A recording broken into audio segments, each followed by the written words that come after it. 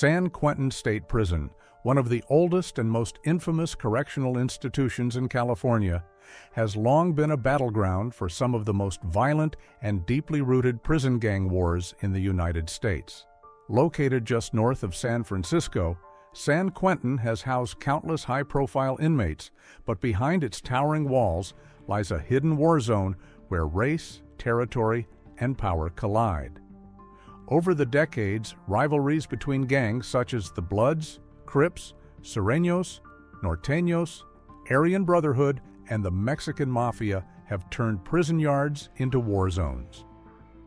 These conflicts are not only driven by street-level beefs, but also by strict gang codes, alliances, and retaliations that extend far beyond the prison gates.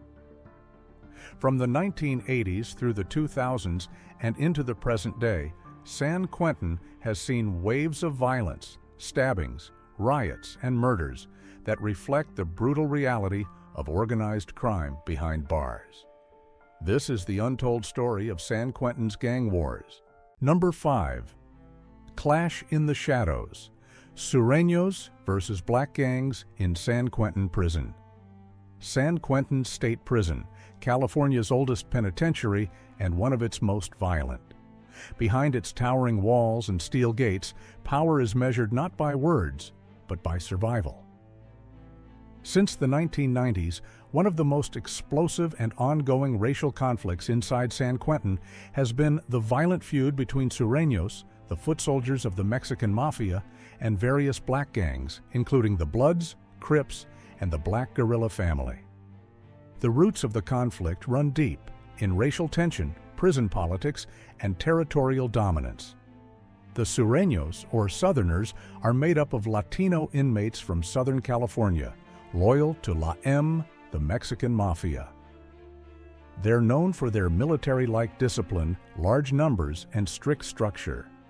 On the other side are black gangs, many of whom operate with looser alliances but share a common goal: resisting oppression and controlling their own share of prison life. In the early 1990s, as California's prison population exploded, San Quentin became overcrowded with rival gang members, and the racial divide grew more pronounced.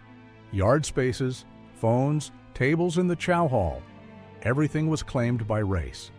One wrong look or word could ignite a riot. And when Sureños and black gang members collided, the violence was immediate and brutal. Fights broke out during yard time, often escalating into full-scale racial melees. Inmates used fists, makeshift knives, and sharpened metal to settle scores.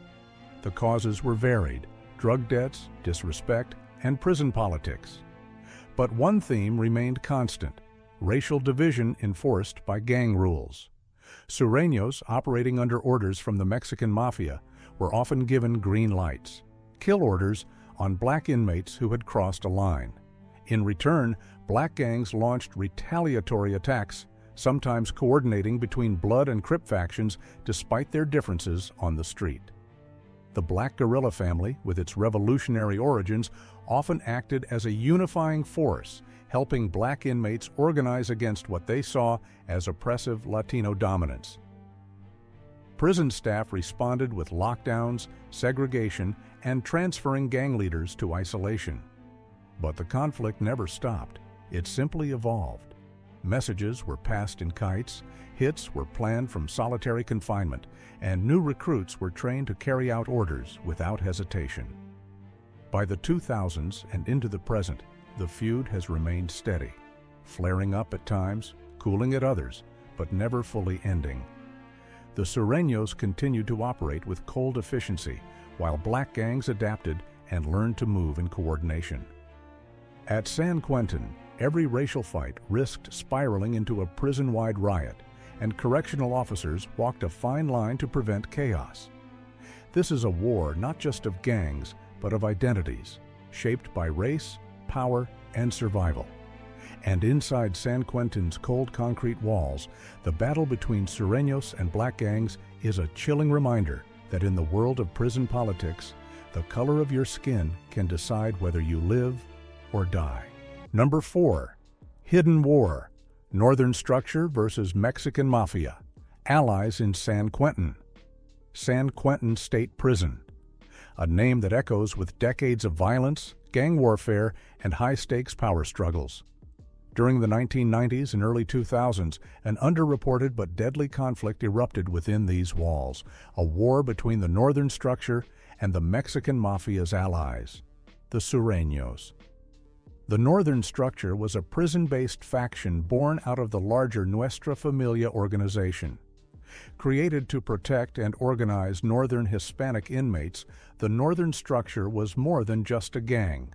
It was a military-style extension of the Norteño cause. Its members followed strict rules, paramilitary discipline, and were fiercely loyal to the cause of northern dominance within the prison system. Opposing them were the southern Hispanics, the Sureños, who pledged allegiance to the Mexican Mafia. The Sureños operated under a powerful and often feared hierarchy controlled by Mexican Mafia shot-callers, many of whom were serving time in San Quentin or communicating through coded messages from high-security facilities. By the 1990s, San Quentin became a boiling point. With more Norteño and Sureño soldiers arriving from the streets and county jails, tensions between the northern structure and Me's allies escalated. The conflict was violent, organized, and constant. Fights broke out on the yard with little warning. One moment, it was quiet. The next, chaos. Homemade weapons crafted from metal, plastic, and glass were used in ambushes and retaliatory stabbings. Showers, cell blocks, and even the law library became arenas of bloodshed. The Mexican Mafia ordered green lights, execution orders, on suspected northern structure members. In turn, the Northerners struck back with military-like precision, targeting Sureños and known AIM sympathizers. Unlike the more publicized Crip blood conflicts, this war operated in shadows, built on coded messages, silent gestures, and an intense chain of command. To prison officials, this conflict was a nightmare. The violence forced repeated lockdowns. High-ranking members of the northern structure and Mexican Mafia were placed in solitary confinement, but they continued to operate through kites. Tiny handwritten notes passed through the prison system. By the early 2000s, the war showed no signs of stopping. The northern structure continued to grow, becoming a training ground for future Nuestra Familia leaders. Meanwhile, the Mexican Mafia maintained its deadly grip over the Sureños, who flooded the yards with numbers and unwavering loyalty to San Quentin's tears echoed with the sounds of steel doors and whispered threats. For many inmates, simply being from Northern or Southern California meant choosing sides in a war they couldn't escape. Today, the legacy of that conflict remains etched in the prison's history, a silent war fought behind bars, where identity meant life or death. The battle between the northern structure and the Mexican Mafia's allies in San Quentin wasn't just about gangs. It was about power, politics, and survival in one of the most dangerous prisons in America. Number 3. Brothers in Blood, the Crips versus the Bloods in San Quentin Prison.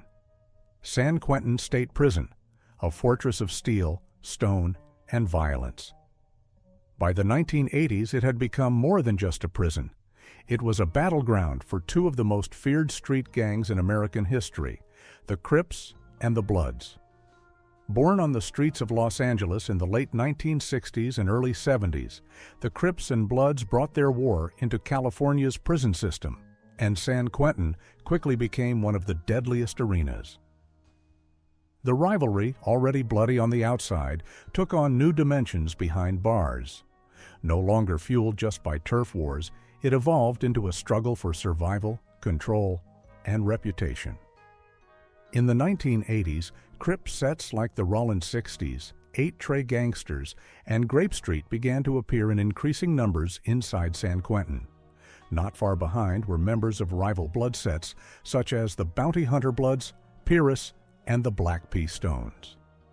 In a prison divided by race and gang affiliation, these two factions, both black, found themselves in a war with no borders and no exits. Violence became routine. Inmates were jumped in the showers, stabbed on the yard, and attacked in the chow hall. Prison officials struggled to contain the chaos. Lockdowns became frequent. Segregated housing was used to reduce contact, but the violence still found a way. Messages were passed through kites. Alliances were made and broken. And revenge was always just a moment away. During the 1990s, the conflict escalated further. Younger members, hungry for rank and respect, brought a new level of aggression. High-profile stabbings made headlines, and guards became increasingly concerned about being caught in the crossfire. Many of the fights were spontaneous, ignited by insults, debts, or long-standing beefs that had followed inmates from the streets to the cells. But beneath the violence was something deeper, a culture of brotherhood and betrayal. Some older Crips and Bloods attempted to broker truces inside the prison. In a few rare cases, mutual enemies like the Aryan Brotherhood or prison politics forced temporary alliances. But those ceasefires never lasted. The hatred ran too deep. And San Quentin's dark, overcrowded tiers only amplified the paranoia and pressure. By the 2000s, the war between the Bloods and Crips inside San Quentin had become institutionalized. Young inmates were recruited within days of arrival. Tattoos marked territory. Colors were banned, but symbolism remained everywhere, in hand signs, in slang, in how inmates carried themselves. To walk into San Quentin as a Crip or a Blood was to pick a side in a war that never stopped. Even today, the legacy of that gang war lingers in the cells, etched into walls and whispered in the stories of survivors. The Crips and Bloods turned San Quentin into more than a prison. They turned it into a battlefield of brotherhood and bloodshed, a place where every day was a test of loyalty, strength, and survival. Number 2. Blood feud behind bars, Aryan Brotherhood versus Black Guerrilla Family in San Quentin. San Quentin State Prison, one of America's oldest and most feared penitentiaries. In the 1970s, its stone walls didn't just contain the nation's most violent criminals, they became the front lines in a brutal, racially charged war between two of the most feared prison gangs in history, the Aryan Brotherhood and the Black Guerrilla Family. The conflict was more than gang rivalry. It was a war of ideology, identity, and power. The Aryan Brotherhood, a white supremacist gang formed in the California prison system in the 1960s, sought to dominate prison rackets, enforce racial separation, and eliminate any perceived threats to white control. Opposing them was the Black Guerrilla Family, founded in San Quentin in 1966 by George Jackson, a Marxist revolutionary who envisioned the group as a political organization committed to black liberation and resistance against racial oppression. Tensions exploded in the early 1970s when the two factions began targeting each other for assassination. It was in San Quentin's yard, chow halls, and cell blocks that the bloodshed reached terrifying levels. One of the earliest sparks came in 1971 after George Jackson was shot and killed during an alleged escape attempt. To BGF members, this was a political execution. Retaliation followed swiftly, and the Aryan Brotherhood was at the top of their hit list. Throughout the 70s and into the 80s, both sides conducted calculated attacks. Homemade knives, or shanks, became the tools of death. Prison guards discovered mutilated bodies in cells, yards soaked in blood, and evidence of premeditated executions carried out with military precision. The Aryan Brotherhood, although vastly outnumbered, maintained power through sheer brutality and alliances with other white gangs. The BGF, rooted in revolutionary discipline and racial solidarity, responded with equal force and unwavering resistance. San Quentin became a pressure cooker of racial hatred and gang politics. Yard time often ended in stabbings. Lockdowns became routine. Corrections officers were caught in the crossfire. The violence was so entrenched, the California Department of Corrections had to keep high-ranking AB and BGF members in solitary confinement for years to avoid all-out war. By the late 1980s and early 1990s, the battle lines were still drawn. Each gang had turned San Quentin into a theater of power, a symbolic and literal battleground where death was currency and loyalty was tested by blood. The war had claimed dozens of lives, but even as both groups grew more sophisticated, infiltrating prisons across California and beyond, San Quentin remained a place where the ghosts of that blood feud lingered. The Aryan Brotherhood versus the Black Guerrilla family wasn't just a war between gangs. It was a reflection of America's deeper racial divide, played out behind bars. And for those locked inside San Quentin during those decades, survival didn't depend on justice. It depended on which side of the war you stood on. Number 1. The California Prison War, Nuestra Familia versus the Mexican Mafia in San Quentin. San Quentin State Prison, a place where reputations are built on violence, loyalty is sworn in blood, and survival depends on the color of your allegiance. Since the 1970s, this legendary penitentiary has been ground zero for one of the longest and deadliest gang wars in California prison history. The war between Nuestra Familia and the Mexican Mafia, also known as La M.A. This isn't just a rivalry. It's a decades-long civil war among Latino inmates, divided by geography, respect, and control. The Mexican Mafia, born in the 1950s from Southern California inmates, represents the Surenos, or Southerners, marked by blue colors and the number 13, a symbol for M, the 13th letter of the alphabet. Nuestra Familia, formed in the late 1960s in response to AIM's brutal domination, became the voice and protector of Northerners, the Norteños, who hailed from farming towns in central and northern California. The battleground was San Quentin. In the early 1970s, tensions between Norteños and Sureños exploded behind the prison walls.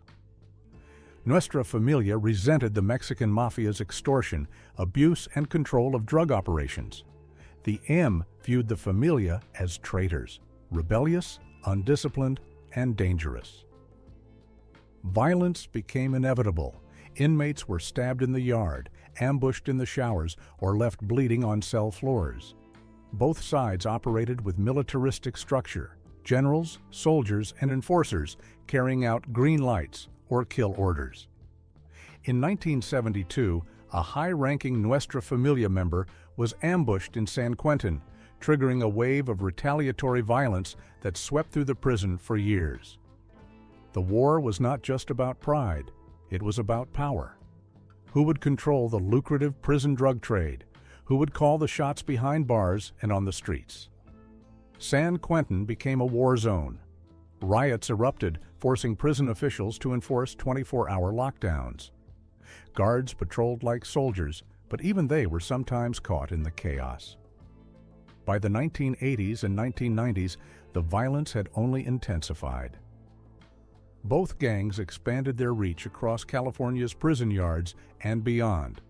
Messages were smuggled through kites, and weapons were hidden in laundry carts, toilets, and even body cavities.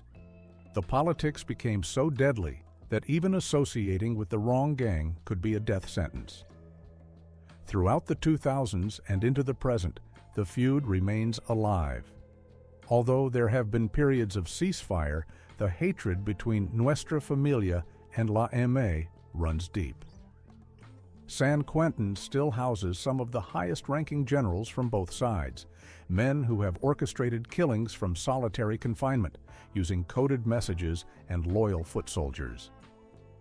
This war has taken hundreds of lives and turned California's prison system into a battlefield of racial and territorial warfare. And while the rest of the world moves on, inside San Quentin, the war between Nuestra Familia and the Mexican Mafia continues, brutal, bloody, and without end.